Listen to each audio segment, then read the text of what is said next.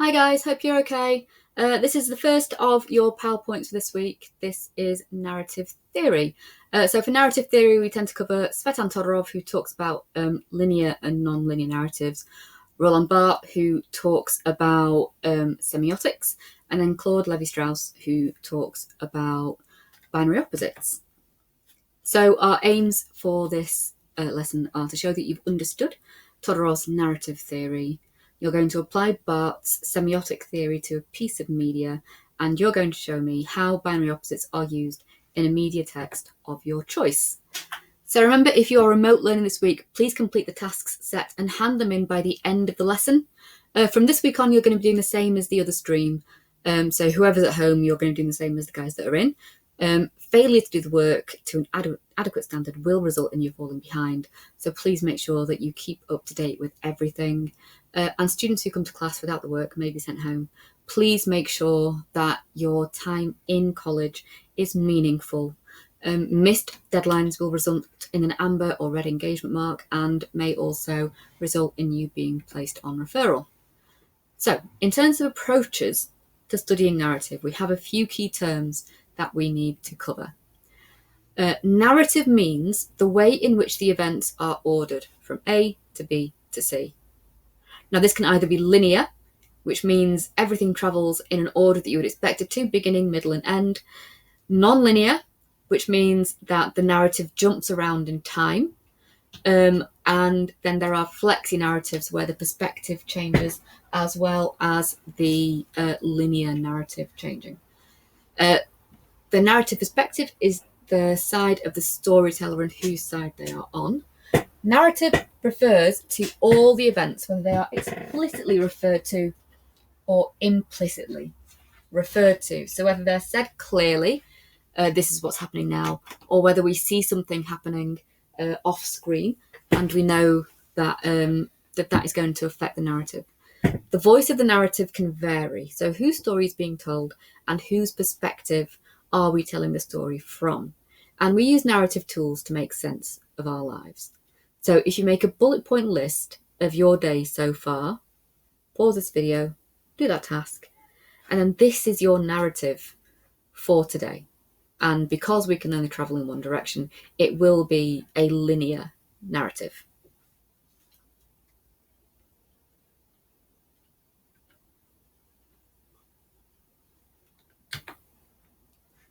So as I was saying, in terms of classical narrative structures, we have linear, which means the events unfold in a chronological order with a clear beginning, middle, and an end. Non-linear, which is where there is no clear order and they're characterized by flashbacks or flash forwards. And then multiple or flexi narratives. So we have several stories unfolding and overlapping, and these can be linear or non-linear.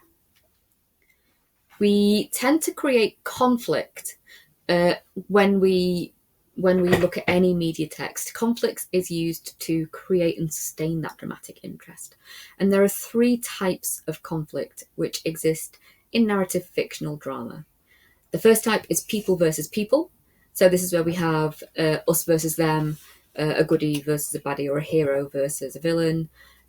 Conflict within a person or a character, where perhaps we have someone who is particularly tortured and who is fighting between the two different sides of their character.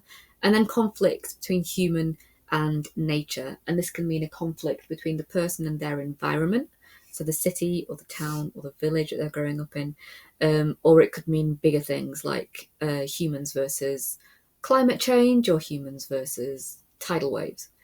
Your next task is to think of three texts that demonstrate those three types of conflict. And if you're in college, you're going to share that with a partner. If you're at home, I just want you to find and list three texts that demonstrate those three types of conflict so that you can go through that with your tutor when you come back in.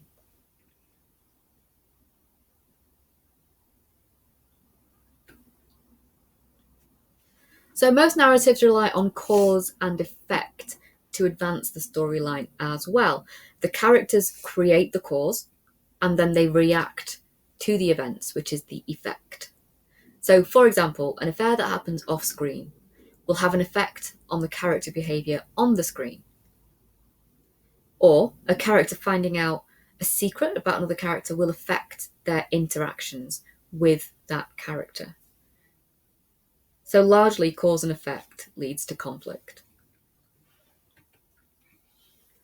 In terms of a cliffhanger, that is where the trailer or the action is left without a resolution. So the audience are made to feel curious and continue watching the programme. So film trailers, TV trailers always contain cliffhangers towards the end as a way of creating an enigma or a mystery and persuading the audience to consume the text. So one example that all of us will know is the EastEnders drums. They create a cliffhanger at the end of each trailer and at the end of each episode. Can you think of any other texts that end on a cliffhanger? We also have rhetorical questions in our media texts, particularly in trailers and also in narrative. This is a question that's designed for effect. There is no direct answer in the trailer or in the poster or in the TV programme, but the answer is implied. So why so serious? This one here from The Dark Knight, with the Joker's face there graffitied on the wall. In order to understand that, we have to have watched The Dark Knight, or we have to know about Batman's narrative and Batman's relationship with the Joker as this prince of crime. Rhetorical questions in the narrative are used to further the story or make the reader curious by encouraging a new thought process, so by trying to figure out the answer to that question. And they can also be used to tease audiences with the promise of further adverts that expand that narrative. So largely, films have 3 trailers if it's a big budget thing. Trailer 1 will have lots of enigma, trailer 2 will include more context, trailer 3 will include the context about the narrative and will end on a rhetorical question, which is another form of cliffhanger.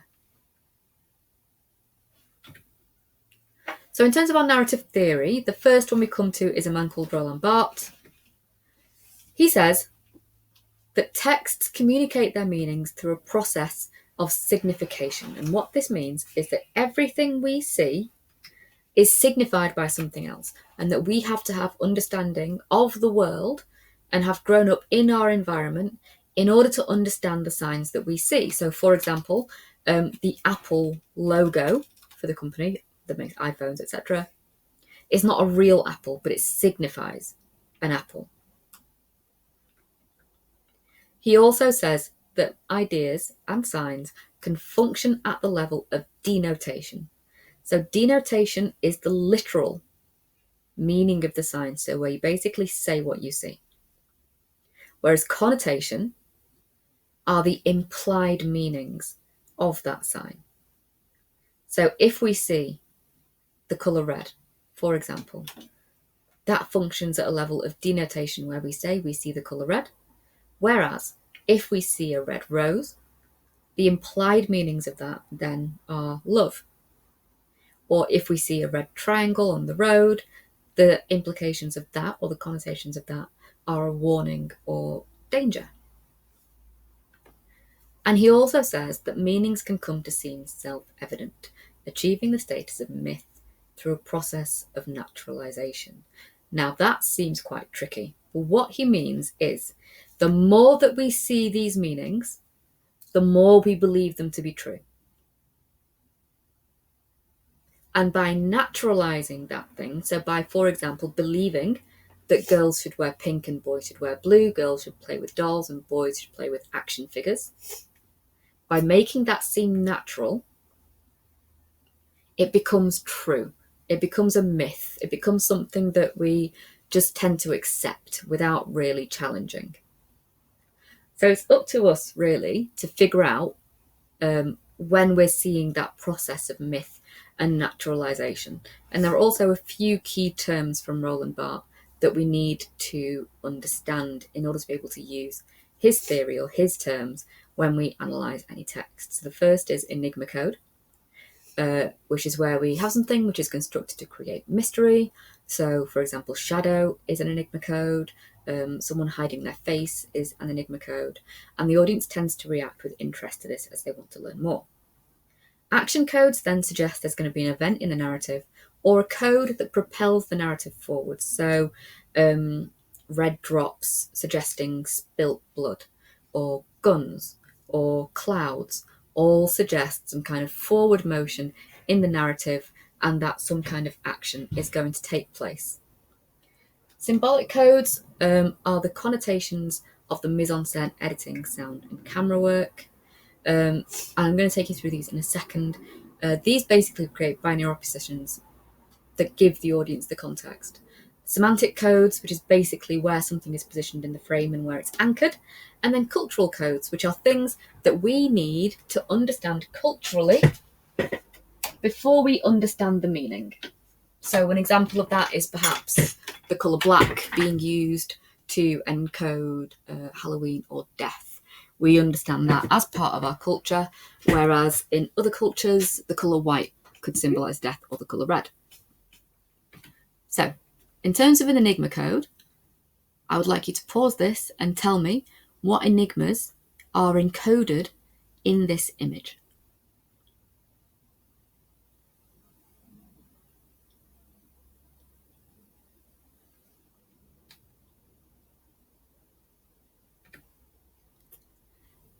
In terms of action codes, I would like you to write down for me how many action codes can we see in this image. So for example, we know we can see a gun with a finger on the trigger.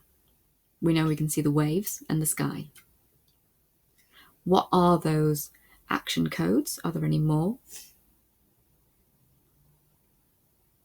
And what do they tell us about the nature of this film?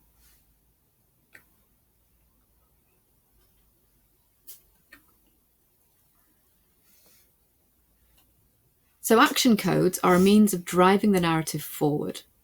So for example, in any text during a fight, there'll be an increase in the pace and the emotion of the action, an increase in the pace of the editing to add tension, and perhaps an increase in the pace, tone or volume of the backing track or the dialogue.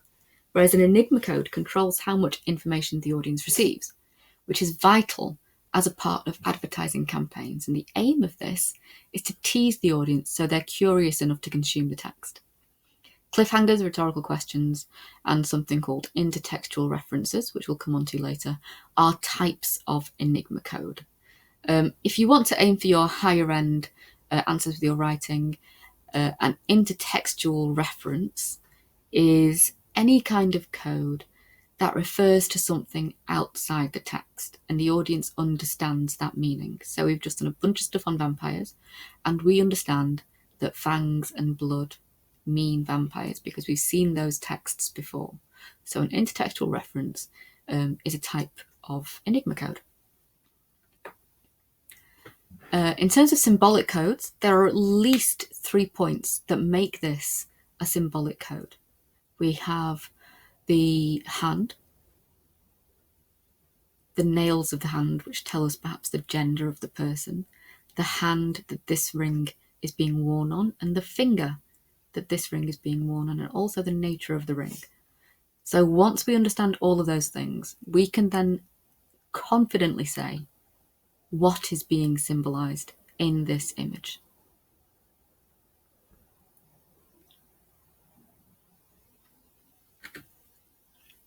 So we see it on the left finger with a diamond ring. It's a large ring, which must mean it's expensive, and it's on a female hand. All of these things symbolize engagement, love, a commitment to marriage, and perhaps a male-female binary, where culturally we assume that a man has given this woman this ring as a promise. So semantic codes are to do with the mode of address, so how someone is looking at the camera, how they're being spoken to. Costume also comes under semantic codes, so we see two people here wearing black office clothes. We see the framing, where we see Ryan Reynolds pushed against the side of the frame, being dominated by Sandra Bullock, who's holding a ring up. And we see the body language. So we see very clearly that Ryan Reynolds has an expression of fear on his face, whereas Sandra Bullock looks confident and like she has the power. So there are also a bunch of symbolic codes on this picture. The colours, the red, the black, the white, the red box, we assume that there is a ring inside the box, and then the language. So the proposal. Culturally, we would have to understand that the proposal is anchored on what's in that box, that this is referring to a wedding proposal.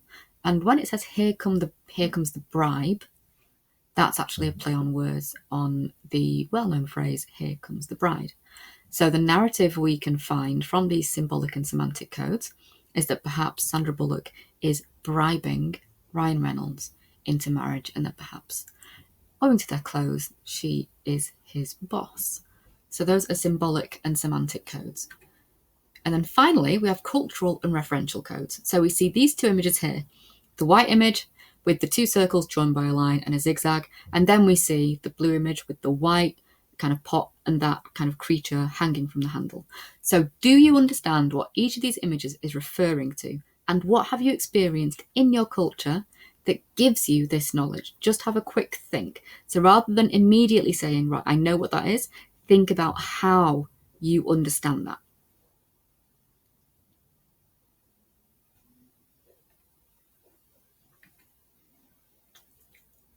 So once we move on from Roland Barthes, we come on to Svetan Todorov.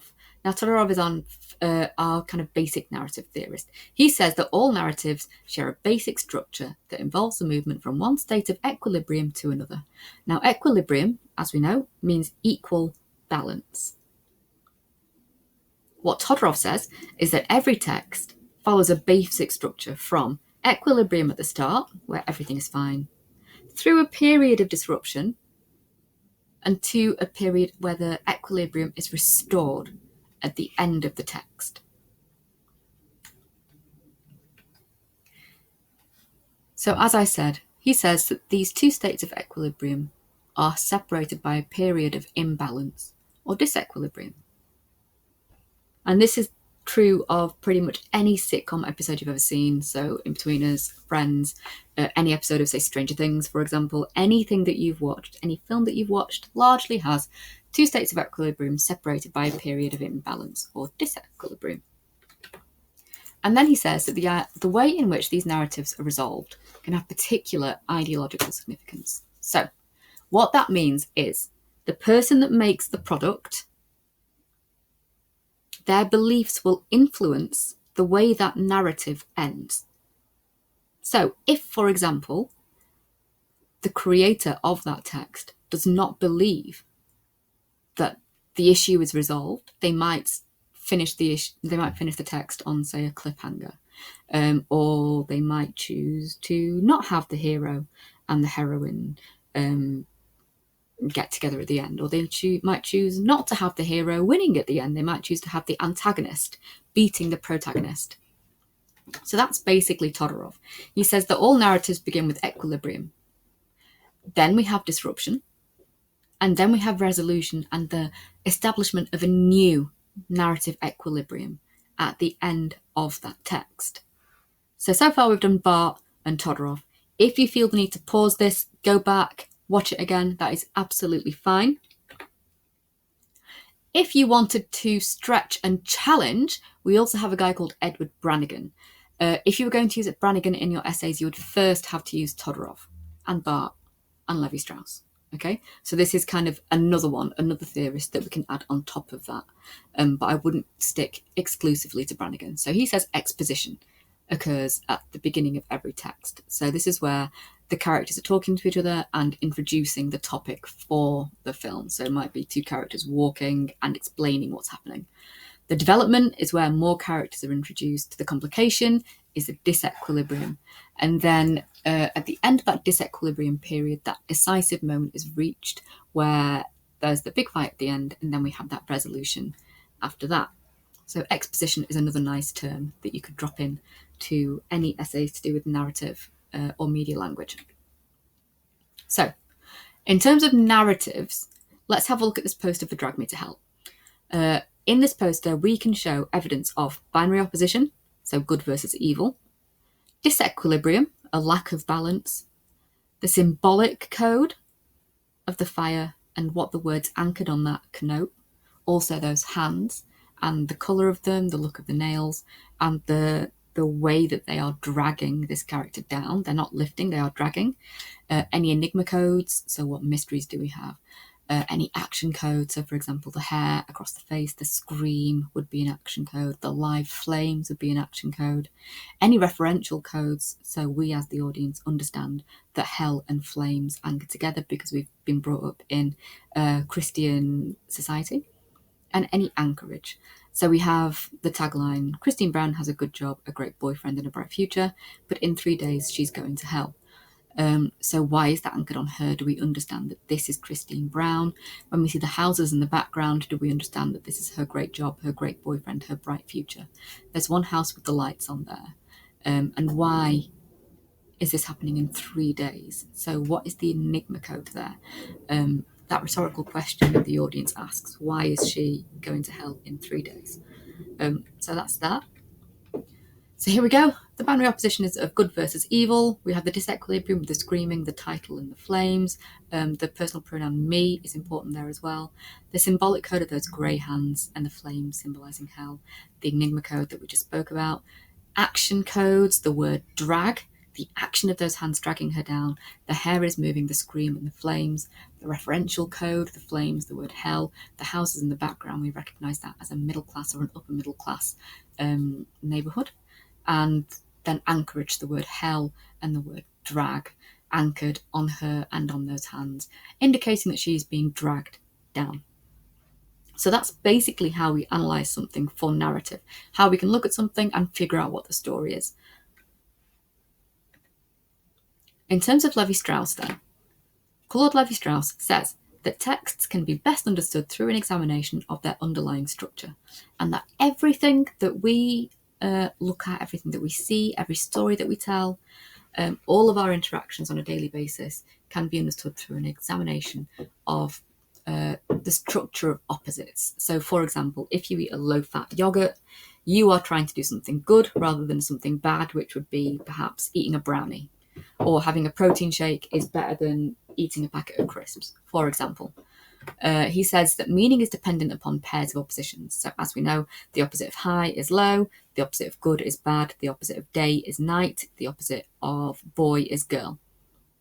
And those pairs of oppositions help us to make sense of the world. So we have to understand what the opposite of something is in order to understand the thing that is being spoken about. So you have to understand what sad is in order to understand what happy is. And then again, he says that the way in which these binary opposites are resolved can have particular ideological significance. So again, perhaps there isn't going to be a heterosexual pairing at the end of the film. Perhaps instead there's going to be a non-binary or gender fluid pairing. Perhaps there is no clear-cut good and evil. Perhaps instead there's going to be people with grey morals, so something like Breaking Bad or Sherlock, where perhaps the characters are a bit more grey rather than clear-cut, black and white, very fixed notions of what binary they play into and what side of the binary they fall on. So, in terms of applying narrative theory, I'm going to show you these still images for the film Interstellar. So we have here these two posters. Mankind was born on Earth. It was never meant to die here. So the word here indicates that this poster is taking place on Earth. It says from Christopher Nolan, Interstellar. Travelling vertically down the page with those stars. It looks almost like a spaceship is beaming up the people on the ground. We see what looks like a tank and what looks like a truck and two people down at the bottom with what looks like a country road. So we have connotations of the sci-fi genre here. Interstellar means between the stars. So perhaps we have people travelling between the stars. Perhaps we have people exploring. And we also have the characters on the ground dominated by the sky, which signifies that space will play a large part in the film. In terms of binary opposites, we have the word die, which implies or suggests that this is going to face the binary of life versus death. So largely, narrative in this poster is really easy to find. We could tell that this is perhaps going to follow a linear narrative where we have life and death, where we perhaps have the decay of mankind, where we have mankind following some kind of adversity. We definitely have that conflict of man versus nature, where it sounds like the earth is turning against us, perhaps in terms of the environment, perhaps it's becoming too dry, perhaps there are too many storms, perhaps it's too hot, and as such we can no longer survive on the earth. So that's narrative in these still images. That's how narrative theory plays out over the course of A-level media studies. Okay, so if you watch the next PowerPoint now for genre, then we'll take you through what we want you to do with these things this week. Thanks.